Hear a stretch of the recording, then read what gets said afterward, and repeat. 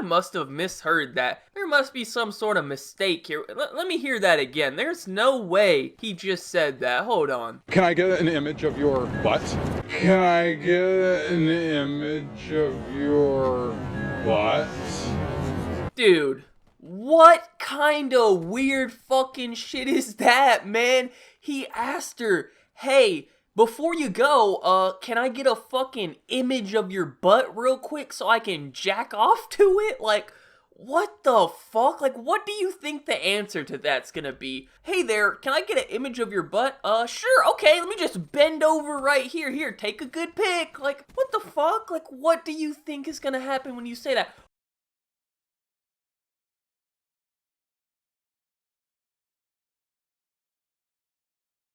A Bay Area community is reacting tonight to a man who once called himself the downtown LA Predator.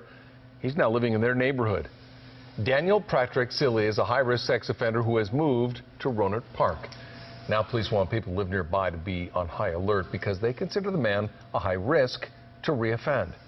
Good evening, everybody. I'm Steve Avison. And I'm Vicki Liviakis. That man is currently on probation and not supposed to be alone with children. KRON 4's Ella Sogomonian visited the apartment complex where he is now reportedly living. Rohnert Park police have posted notices beside apartment complex doors here at the McDougal complex, letting people know of a new neighbor. 33-year-old Daniel Patrick Silly is a registered sex offender planning to permanently relocate from Los Angeles to the North Bay City.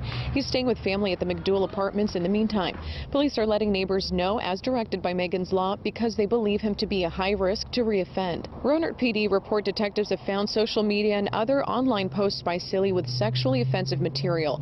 Police say Silly is not allowed to be alone with a minor without a parent or guardian present and is to stay away from places where children frequent, although the complex is directly in front of a basketball court where kids play. Unless somebody's like following him around 24/7, he's going to have incidences where he's walking to the store. We have lots of schools around here, elementary schools. He's also unable to take pictures or videotape minors without prior written consent. I mean, the person got into trouble in the first place because he couldn't keep his own impulses under control. So then I believe that other people need to step in and make sure that doesn't happen again.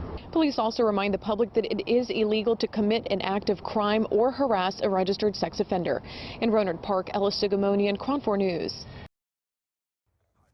So, I'm not sure what to really even say about all of this. I think it really just speaks for itself. But I will say, it's pretty crazy to me that a guy I made a video on legitimately turned out to be a weirdo in real life. Although, I guess it's not that much of a surprise. I mean, I'm a professional Eugene analyst, but anyone could watch those videos that this dude was posting and realize that something wasn't adding up there. Like, we're kind of ahead of the game over here. We're catching these Eugenes early. This ain't the first time something like this has happened, man. The FBI need to hit me up or something. They need to open up a Eugene division. I will be the #1 detective. I got you. I'm an expert on Eugene behavior. I'm like a Eugene scientist out here. You know what I'm saying? So together, we can make a difference in the world. Because I could have told you a year ago that this dude was a weirdo, and maybe you could have stopped him from committing any of these crimes that he's committed, as you can see from the news story. But anyways, I don't want to drag this video on too long. I just thought it was really cool. Well, I don't know if cool is the right word to say, but I thought it was pretty crazy that we made a video talking about this guy, and then a year later, he's on the news as like a fucking predator or whatever. Sometimes I forget how much influence I really have, like, on the internet. There's been numerous times now where something I've discussed on this channel or something that I've done has made it to, like, the mainstream news outlets and stuff. Like, there was that one story, this is still the craziest one, where